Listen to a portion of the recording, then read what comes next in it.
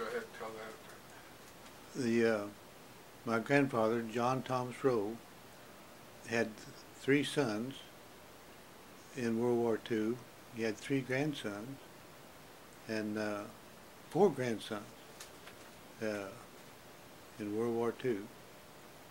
And 4 of them lived in Washington County.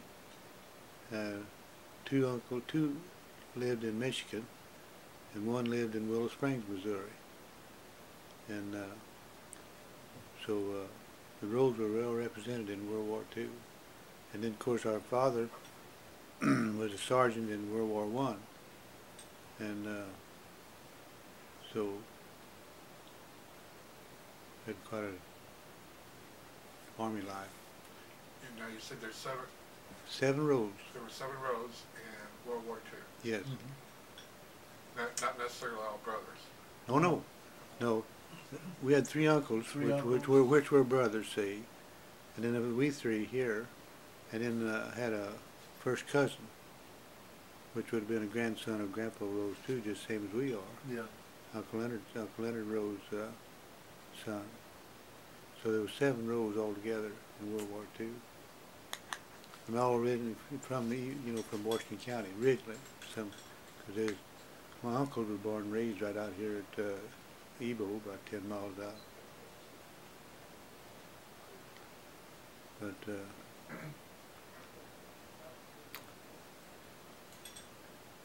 you don't need the names or anything, do you, Mike? Do you remember? Yes. Yeah, go ahead and name them off. Okay, the oldest one was Amos Rowe. Was he an uncle? He was an uncle of mine, and of ours, and Lee F. Rowe was, and he was also assessor for 40 years for Washington County, and George Rowe, and then we had our first cousin, Hilton Rowe, from Willow Springs, Missouri. And there were 3 guys here. Thomas William Rowe.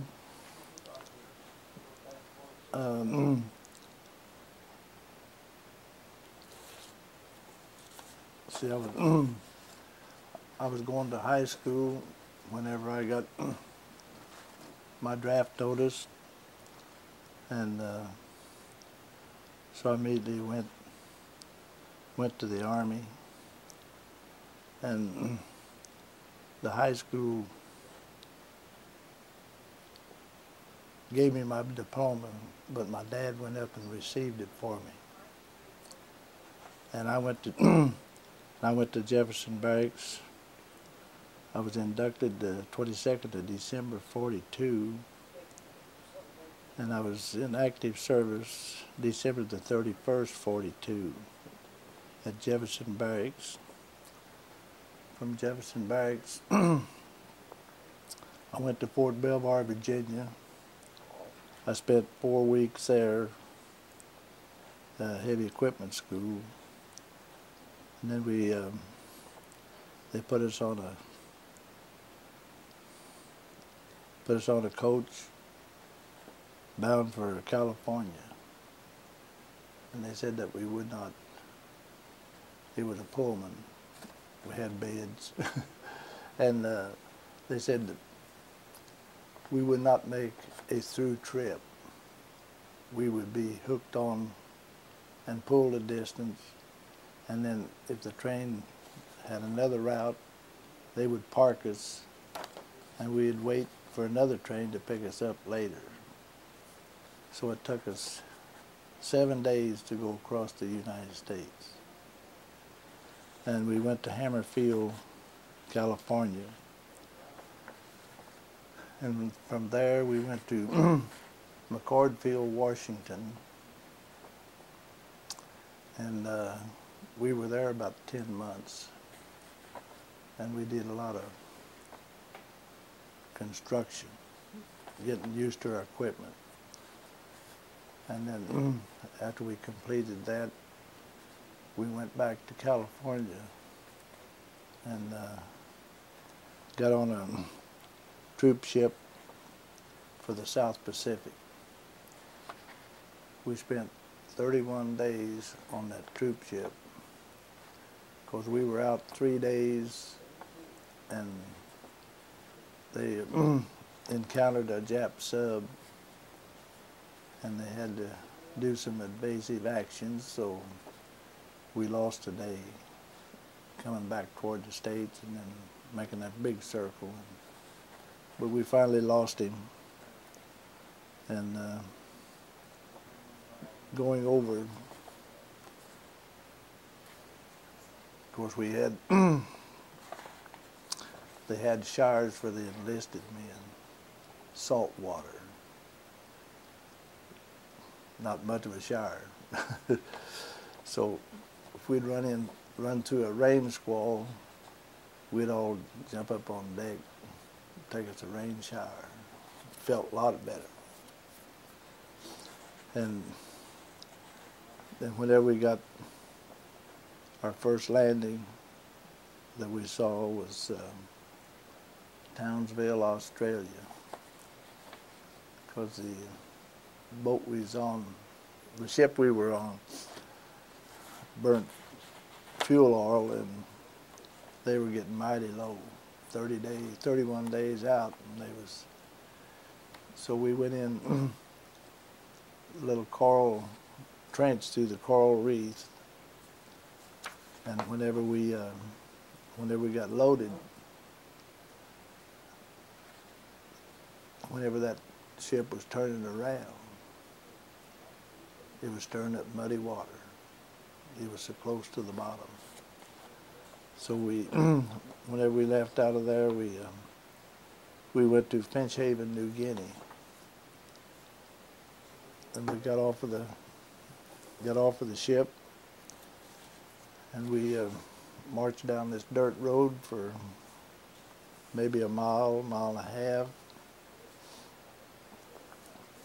Sergeant hollered halt, left face, and we was looking at nothing but jungle. He said, "There's your campsite." Said, "You're gonna have to pitch your pup tents till we get an area cleared off for the regular tents." So we went in. It was more or less in a coconut grove, and so the first night in our pup tents, every once in a while we'd hear somebody scream out, and what was happening, those sand crabs would come up underneath us, and they could cut a hole right through your blanket, and they'd just pinch the dickens out of you.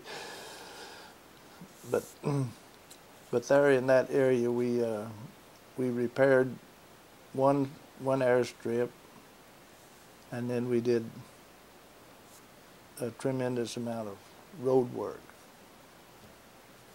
because the mud was something else. I contended with mud from the time we got over there until we got to Japan. But they'd shut everything down. All the traffic would be shut down at midnight, and then we would get out there on our graders, and we'd fill in all these ruts and get it ready for the next day, unless it was raining. And if it was raining, well, there wasn't much moved anyway. And the equipment,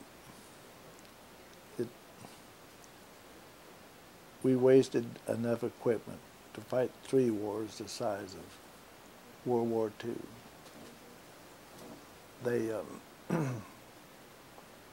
They would bring shiploads of materials into this Finch Haven. Those ships had a time limit, and if they weren't unloaded, they pulled out anyway, and they dumped this stuff in the ocean. and we had a mortar pool the back of our camp area, and I can't imagine how many Jeeps and command cars that was in crates, stacked 4 high for hundreds of feet. And whenever we left there, they stayed. And but from Finch Haven, New Guinea, we went to Numfor Island, which is north of New Guinea quite a ways. But they wanted a bomber airstrip built on it so they could bomb Borneo, because that was the Japanese big oil reserve, and really heavily defended with anti-aircraft guns and troops. But we landed, our ship landed, our LST landed 3 days after the Marines and the infantry had taken over this little island. Of course, all they did was just drive the Japs back into the jungle, except those that thought they were hid in this, along this airstrip that we landed on was right on the beach and built out of sand. I don't know how they ever got a plane off of it. But anyway, they had all these islands over in the South Pacific. It's mostly formed from just coral reefs, just coral dying and the ocean sinking, going down. And but these Japs had 3 caves dug in the side of a coral bluff, and they were just in there on their hands and knees. Of course, they were all dead because they just went up through there with a flamethrower and just cooked these guys. And whenever we got our equipment off, the lieutenant came to me and said, "Rose said, your job is to bury those Japs." Said, just take your dozer, fill up those caves until there's no opening left. So that's what I did. I've always wondered. Here, those men, they were following orders. They were fighting a war too. But I've often wondered about their parents. If they survived the Hiroshima and Nagasaki atomic bombs, they had no idea where their sons were. But I knew where they were at.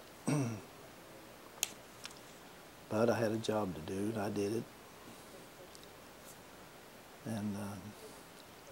And while we were clearing off our campsite area, there was 2 more guys doing that.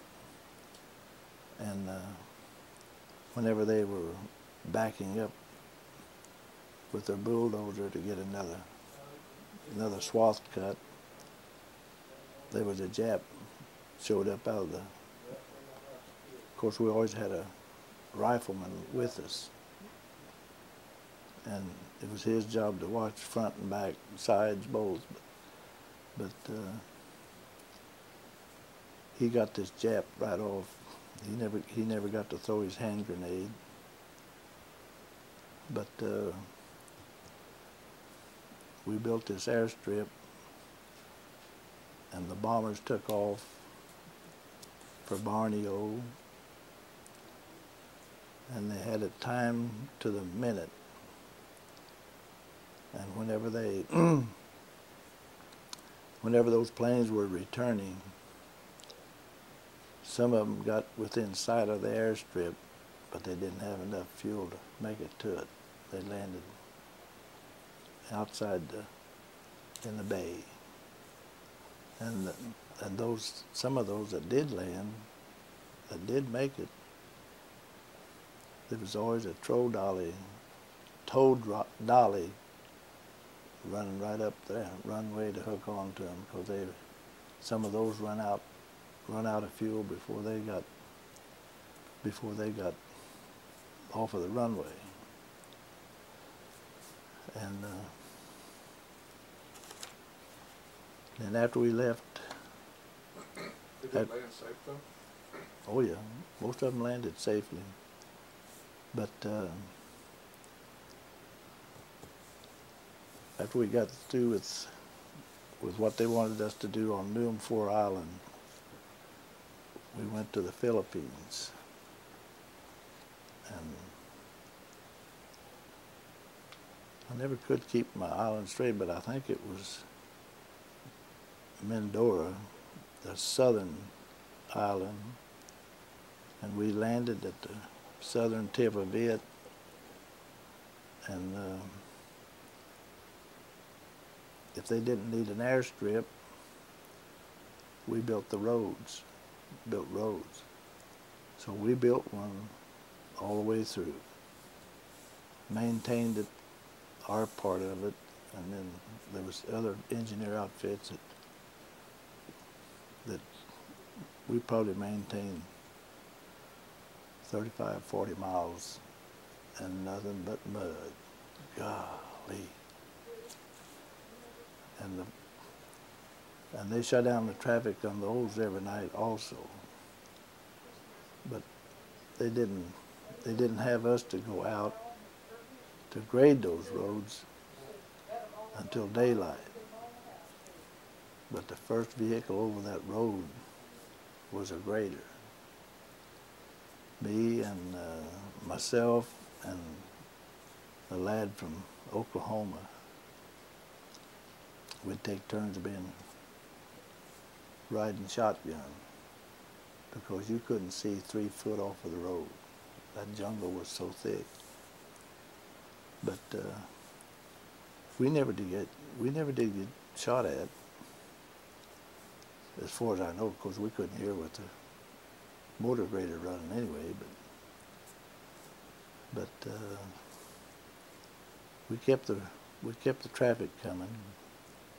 But I've often wondered about, C Company had a sawmill in their company, and the only timber was mahogany, huge mahogany trees. And I just often wondered what these furniture companies wouldn't give for some of that mahogany. We was building bridges. Out of mahogany? Yeah. Big old beams. What if they're still there? No, I don't think so. I doubt it very much.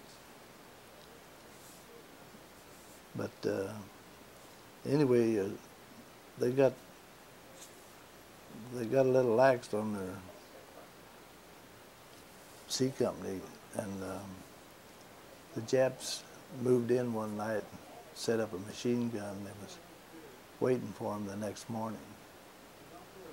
Everybody had bailed out of their trucks and set their rifles down and started running their sawmill, and the Japs opened fire on them. And I don't remember, but I think there was 2 guys got killed. I'm not positive about that, but several of them got wounded.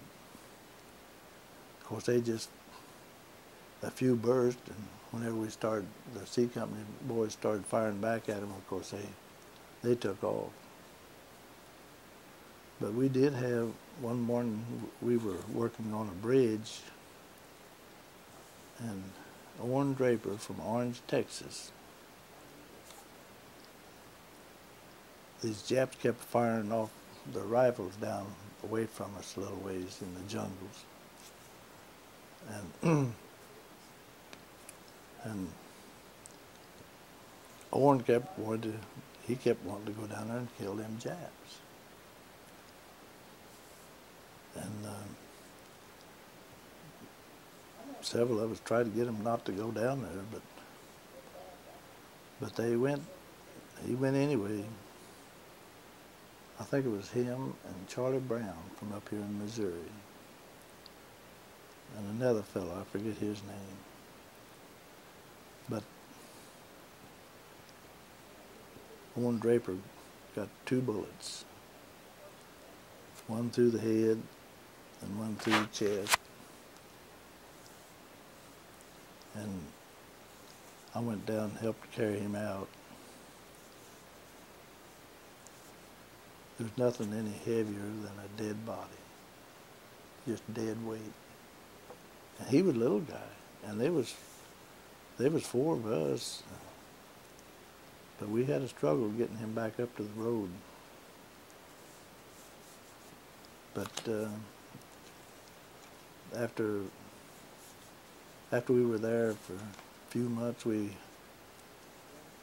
went to the coast and got on another LST, and we headed for Leyte, the island of Leyte in the Philippines. And we'd been out a few days, and we got caught in a typhoon, just the outer edges of it. But we had mountain waves. And those boats, they would ride those waves, but whenever that front end would start down, another wave would come up, and it just sounded like it was going to break in two.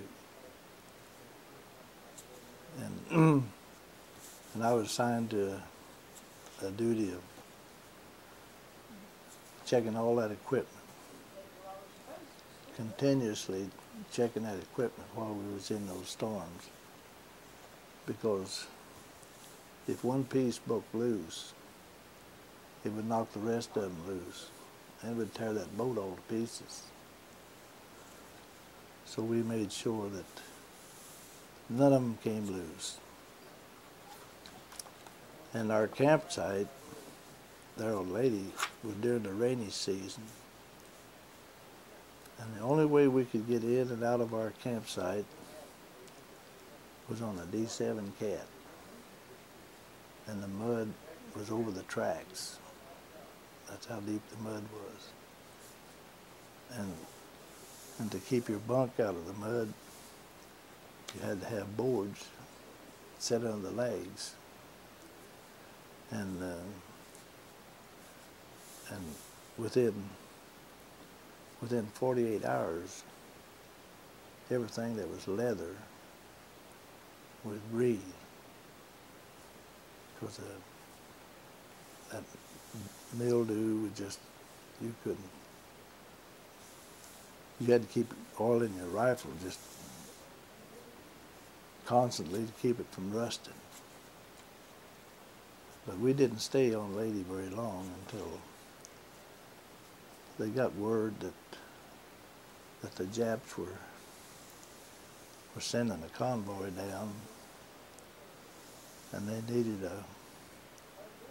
needed an outfit that could build an airstrip within 10 days. So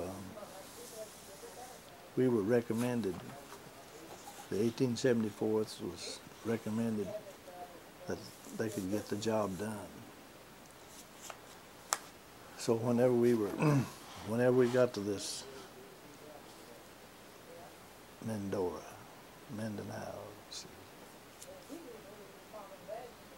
anyway, what was it? Mindanao, I said first. Mindoro, I believe, is over next to the China Sea. And whenever we were trying to get off of the LSTs, the Japs were strafing us. And I I got my dozer between the two big doors that swings open on the front, and I kicked that clutch in, and I stopped. And our captain, we nicknamed him the Green Hornet. And he run up there and he's motioned for me to get that tractor off of there. And I said, as soon as the Japs leave, I'll get off, but not before. And so whenever it got clear, the Japs went over. Then I got up and got away from that LST because that's what they were after anyway. But I made me a foxhole between the tracks and the front blade, and I stayed there until they left. But then we went inland about 2 miles, and the surveyor had. You mean tracks in the front? You dug a hole and you pulled the. No, I just kicked in the clutch and jumped off and let the blade down. See, it was the big wide blade up in front, and that's where I stayed till them Japs left. Were you caught underneath it, or? Oh yeah, I slid underneath that dude. Of course, I was only weighed 161 pounds, not 240 like I do now, but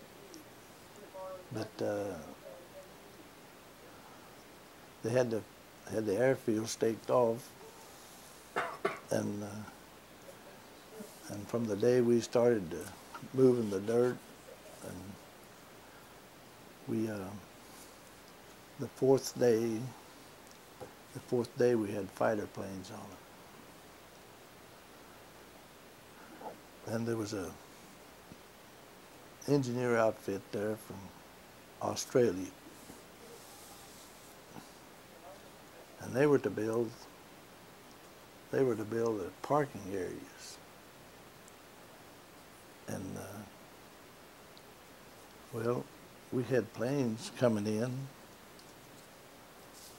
and I bet you they didn't have a half a dozen parking areas fixed, because I don't care what was going on.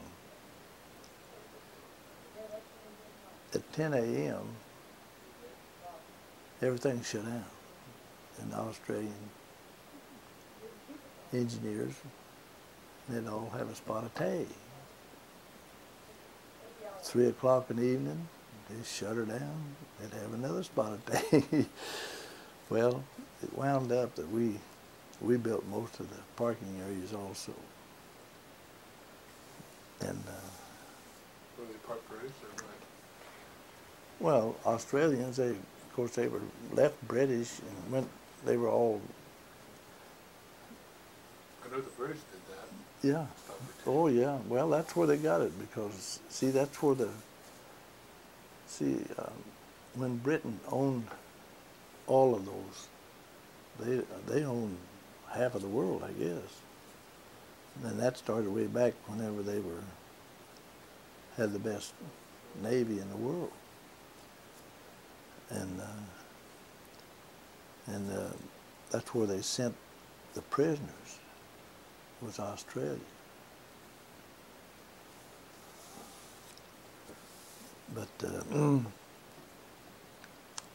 But we got in there the 1st of December, and we didn't have any supplies or anything to come in until around Christmas, before we ever saw another boat with supplies for us. And the anti-aircraft artillery, they could only fire 3 rounds of ammo a night, because those Japs came over every night, and they dropped these little old personnel bombs, and whenever they hit, they just break up in little bitty pieces. And my tent, you could see daylight anywhere you wanted to look. And my foxhole had coconut logs over the top. All there was just a little hole for me to get down in. And that's where we spent most of the nights during that first 25 days until we got those. They finally got some P-51 Mustangs up there, and they were the only ones that could outmaneuver and outgun those Jap Zeros. And there was one came in one evening, and he done. If they made a kill, they'd do a barrel roll. Well, he started at one end of the field, and he done 7 before he straightened his plane up. So he had a field day. But this is about 44, December 44, roughly? Let's see, 40, I'd say 44. Because after we got through there, we moved over on Red Beach. Floyd told you about that. That we built an airstrip that the Marines used. But we were over on the coast, ready to go to Japan.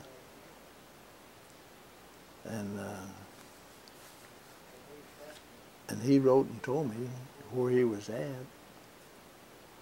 And C Company stayed behind to do the cleanup. And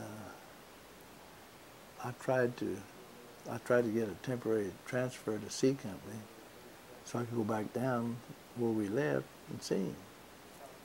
But they wouldn't let me have it. So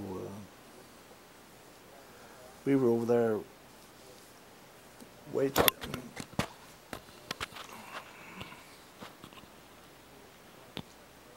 How'd you have it?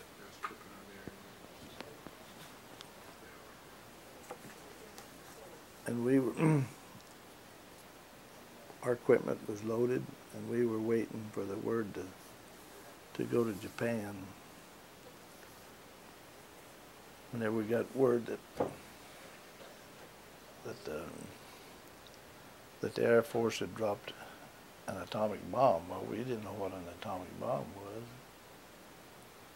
Said they'd dropped an atomic bomb on Hiroshima. Well, a few days later, they said they had dropped another one on Nagasaki, and the Japs had surrendered. But we went on to Japan anyway, and we landed at Curie Naval Base. And that's where the biggest Japanese destroyer was built. And also one of the dry docks was still full of 2-man subs. So our job was we cleaned out all the factories. Just took our dozers in there and just pushed all that equipment. We pushed it all into this dry dock. But before we did, they got in there, and demolition crew, and they put these bombs in there, you know, that just burns through metal and everything. And so they destroyed all those subs before and left them open.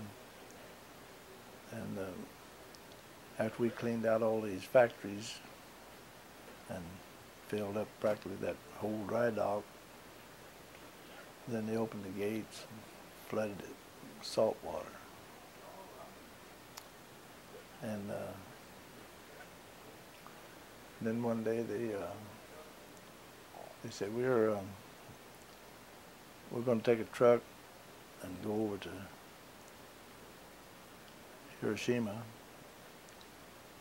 and see what the atomic bomb done. So we got over there, and it was unbelievable. There was nothing left standing except a concrete building in about the center. But being no wood, all their high-line towers were metal. Even their standard, where we have wood, they have metal. And those were all melted and burnt, bent over. They got so hot they just bent over, couldn't hold the weight. And even the bridge crossed a big stream of water that went right down through this Hiroshima. And they never put that on our records that we was exposed to that radiation. But we did get well, here a few years back, some of the men in our company, they said that ought to be on there, ought to be on our record that we were there and exposed to this radiation in case we need anything. So that's, and then after we got through there, it was,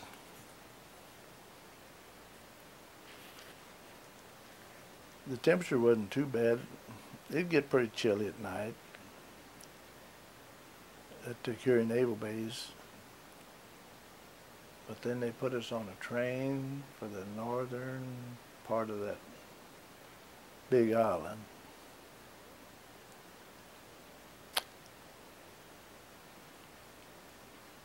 No Pullman. The seats were only about 12 inches wide. Straight back, most uncomfortable thing you ever sit in. And we were on that thing for 2 nights and a day and a half before we got to that base up there where we was going to get on a ship headed back for the States. And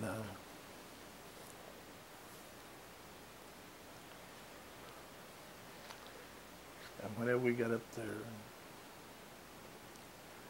here we'd been in the South Pacific Islands for a year or better. We didn't know what cold was. We couldn't hardly stand it. We had everything on they issued. Long handles, wools, coats, even a big old, they issued us a big old overcoat, wool overcoat. Whew. Still just like we was outside. Was it in Japan? Yeah. It was about October, November? It was December. And because we was going to be on the boat for Christmas. So, let's see, I guess we was there a couple of days before they started loading us. And whenever we got on this boat, they took us way down in the hole, and here was 7 cots, one right on top of the other, just about that much space. And I told my buddy, I said, I don't like this. So they said, came over the intercom, said everybody that's interested in being a permanent butcher, permanent cook, told us where to go to sign up.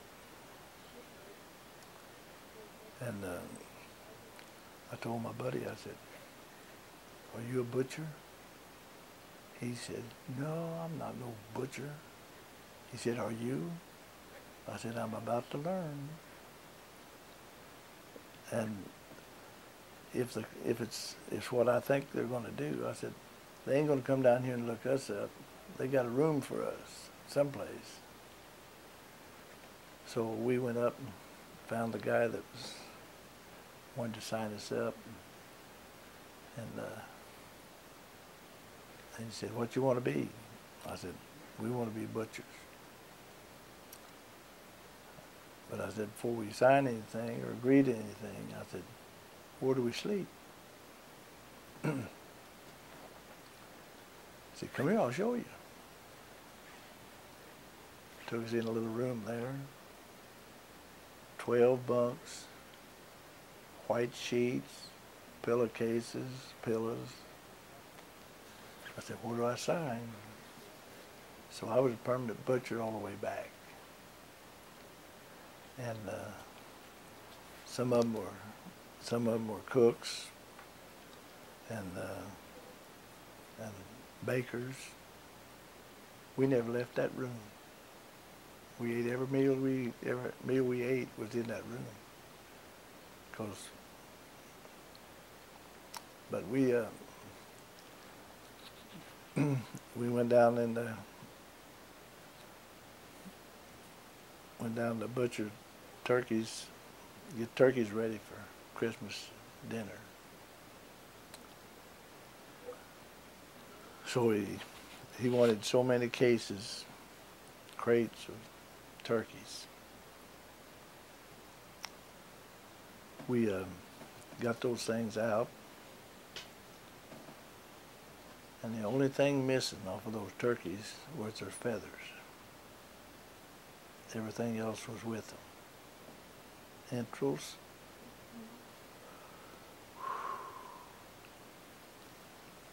We let those things thaw out enough that we could start working on them. And I told that head butcher, I said, these things won't cook without spoiling. I said, they quick froze those things with those entrails in there. I said, you think they're going to cook? I said, I hope you got a lot of chicken, because that's what you're going to go to. So about midnight,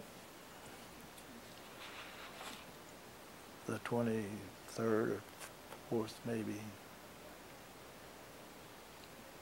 we got woke up. Said, you were right. Said them darn turkeys, said everyone, said they spoiled and they stink to high heaven.